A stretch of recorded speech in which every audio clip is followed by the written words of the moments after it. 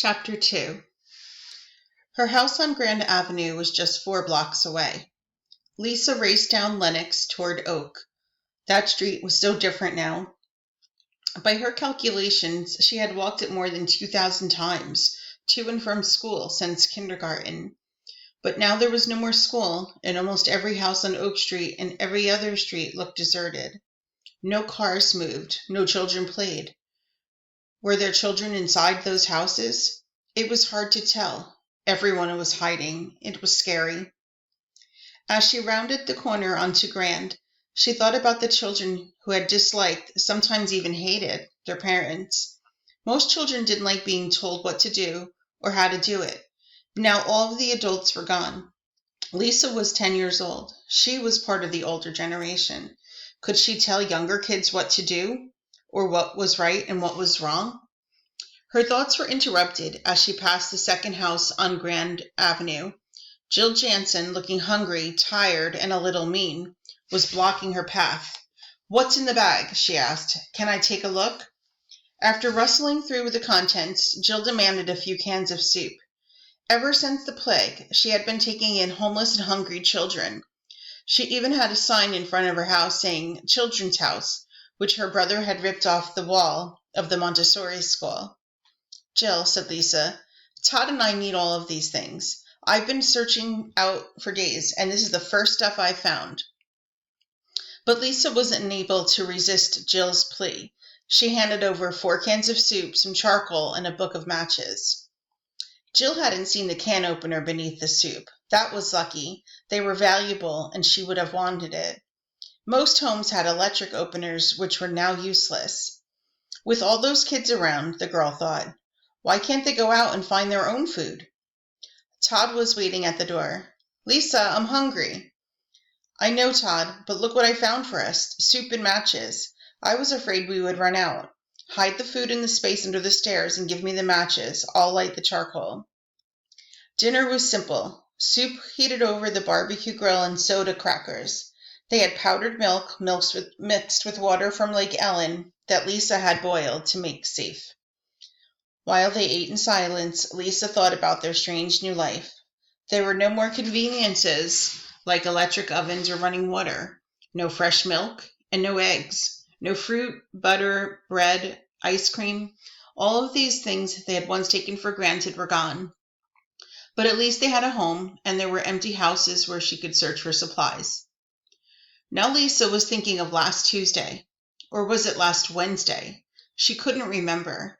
She and Todd had gone to the Rainbow Foods at 5 Corners, hoping to find supplies, but someone had thought of the idea before them. The glass door was smashed, and the shelves had nothing that they wanted. The cash register had been broken open and robbed. What will these kids do with the money, she had wondered.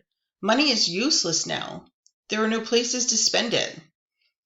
She'd never forgotten the happy look on Todd's face when he found a kite that had fallen behind the candy counter. "Todd, you dummy, we don't have time to play with kites," she had said, and then had promised herself that they would make the time. "Oh, all right, put it in the cart." Lisa used to hate her little brother for getting more attention than her, but now she found she needed him and took care of him. It was strange how her feelings had changed. Everything was all upside down. The shelves of that store had not been completely emptied, though. They were well stocked with all of the things that children don't like. There were cans of asparagus and spinach. She took them. The vitamin and medicine rack was still full. She emptied it. The first invaders had also left valuable stuff like candles, paper plates, and instant breakfast. She took it all. Soon the cart was filled. Todd pushed a second empty grocery cart toward her, and they began filling it with more supplies. Lisa laughed, thinking of the stomach aches those first invaders must have had from all the candy and pop they took. In a way, she was glad that those things were all gone. She would have given anything for some nachos and a Coke, but she knew that Todd wouldn't eat right if their house was filled with treats. Someone had broken a jar of popcorn, and one aisle of the store was littered with unpopped kernels. They might have been the only treat left in the world. Lisa scooped several handfuls into her coat pocket. As they left, the 2 children looked back at the strange, deserted store. "Can I have some more soup?" Todd's voice interrupted her thoughts. "Sure. Here, Todd. She gave him what was left in her bowl and slipped back into her thoughts. Is this Sunday? Lisa wondered, not being sure. She and Todd had to plan their days, and keeping track of time was still important. She had given him their father's watch. When she had promised to be back at a certain time, she would make sure to do so. Todd would worry if he could count the hours by his watch. Since the plague, Todd had worked hard and learned many new things. It was one of his daily jobs to dump the garbage in the Triangle Woods across the street. From Lake Ellen, he carried pails of water, which they stored in the downstairs tub. Because Lisa was worried about his safety, she even had him carry an unloaded gun. He couldn't use it, but he could scare people with it. Though he hated to wash dishes, he did manage to get the plates and bowls and glasses pretty clean. It was funny to watch him perch on the tall wooden stool by the sink. The dishes were going fast. He broke at least one each day. Paper plates had been nice while they lasted. Hurry and get the dishes done, Todd. It's getting dark. Lisa went outside to put out the charcoal, but since the coals were still hot, she decided to make some popcorn. The sound and the smell brought back some memories of picnics and family. Other children close by also smelled the popping corn. Pretty soon the backyard was filled with hungry neighbors. They had spent very little time together since the plague. The popcorn was a little burnt and chewy, but delicious. The children stood outside while a cold wind blew through their hair and clothing. They ate in silence, washing away the salty taste with glasses of lukewarm fruit juice. They were remembering what popcorn parties had used to be like. Lisa had spotted the gangs roaming at night. Todd, bring the hammer and nails, she said. We've got to board up the window before we go to bed. Todd did as he was told, but he didn't understand why it was necessary. For extra protection, they nailed several boards over each window. The job took almost an hour, and by the time they had finished, it was dark. The nails were too small, and any strong man could have ripped the boards away. But Lisa and Todd were safe tonight, because no strong man would try to break in. There were no men. By the light of a Christmas candle, they locked the doors and went to the small room in the basement. The room had no windows, and it was, they thought, a safe place to spend their nights. In the months and years before the plague, it had been used by their father as a study. The room was cold and cheerless, and they had never understood why he liked it there. But now, after many nights in that room, the two children had grown to like it. It felt safe. They climbed into the small bed they had moved into the room. Lisa was glad to have her brother with her, and he was glad to have her too. Lisa, please tell me a story, he said. For some reason, tears started to form in her eyes, and she wanted to cry. She wasn't afraid, really. Her confidence was growing. She didn't know why she felt like crying. Since the first day when they were truly alone, Lisa had been too busy for tears. Please tell me a story about... He laughed because he still thought his pretended stammer was funny. She laughed too, not because she thought it was funny, but just because she wanted to laugh. He was cute when he tried to be funny. About Todd and Barney and when they went fishing, he finished. Well, she began her familiar story. Todd and Barney Beagle wanted to help Lisa find food to eat. She was always bringing canned soup, and nothing was ever fresh. There was never even any hamburger. So Todd decided he would take the fishing pole out of the garage and get some worms and try to catch fish at Perry's pond. It was a warm, sunny day, and Todd asked Lisa to take him to the pond. He was afraid of getting lost. She walked with him and made him promise to come home in 1 hour. Toddy Boy looked at his watch and asked, would that be at 10? She said yes and went back to the house. Todd put his hook in the water, just like Uncle Pete had shown him. Barney was wagging his tail. He liked the feel of the sun on his fur. Nothing happened. No fish were biting. Toddy Boy wondered if there were any fish in that dumb pond. Maybe they got sick and died too, he thought. Then he remembered that he didn't have a worm on the hook. He pulled out his line, laid it down on the bank, and thought for a while. He remembered that Uncle Pete used to find worms under the leaves in the wet dirt. Todd walked toward the woods and dug with his hands until he found a small worm. Barney got excited and barked at the worm.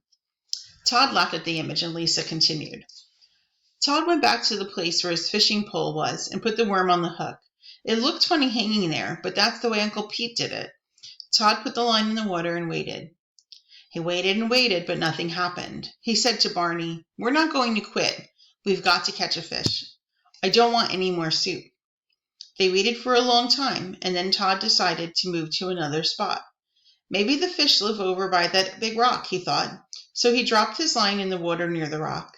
He waited some more. It seemed like forever. He waited and waited until it was almost 10. "I've got to catch a fish," he thought. Suddenly, something pulled on his line. Todd pulled back. Barney stood up and barked at the strange splashing in the pond. Out came a fish. It landed on the grass and flopped all around. Barney went crazy barking at it. Todd ran all the way home. He was proud. Lisa cooked the fish for supper, and it was delicious, much better than soup. Did you like that story, Todd?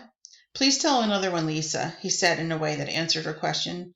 She said, "Tomorrow night. I've got a special story about Todd and Barney and about how they solved a real mystery. But now we have to go to sleep."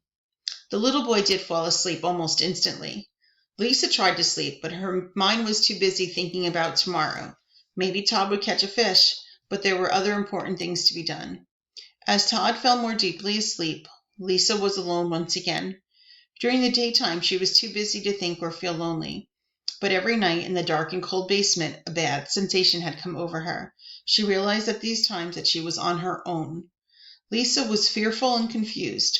What will become of us was the question that seemed to pound at her in the stillness. Somehow she would have to find a way to keep them alive.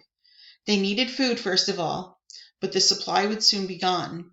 The average house contained only enough for about 2 weeks. By dieting, as Lisa liked to call it, that supply might be stretched to 4 weeks. Those 4 weeks would go by all too quickly. The stealing helped, but most of the houses and stores had already been looted. The supply of food was going fast. Could she hunt for food? Lisa laughed at the thought of tramping through the forest with a shotgun. It would never work. Besides, she doubted that she would have the courage to skin a rabbit, even if she was lucky enough to find and kill one. Fishing was a good possibility. It would be easier than hunting, but there would still be the problem of cutting and cleaning the fish. She could do it, though, she decided. After all, she had seen her father do it often enough. She would teach Todd how to fish, and he could spend some time each day at Perry's pond. But they couldn't depend on any one plan. She would have to figure out another. Could she raise food? Not until spring, and then only if she spent some time during the winter learning about gardening. There was a book about it in the study that she could read. The thought of gardening gave Lisa a brilliant idea. Tomorrow she would ride her bike north on Swift Road to some of the farms she remembered. There she might find large quantities of food. Wow, she thought. Maybe I could find a live chicken. We can have some fresh eggs. Now she was really getting somewhere. Her thoughts were interrupted by the sound of scratching in the wall. It must be a mouse, Lisa decided, after hearing it a second and third time. I wonder how he survives. Animals, she thought, were lucky in a way. They had their instincts to help them survive. It was sort of automatic, the way they knew how to find food in their surroundings. But for people, it wasn't that simple. We have to invent traps and guns and learn how to raise food. People have to think to stay alive. Lisa had never worried about it before. Food and clothing and television and lights were always there for her use. Now everything had changed. Everything had come to a stop. She saw the answer clearly.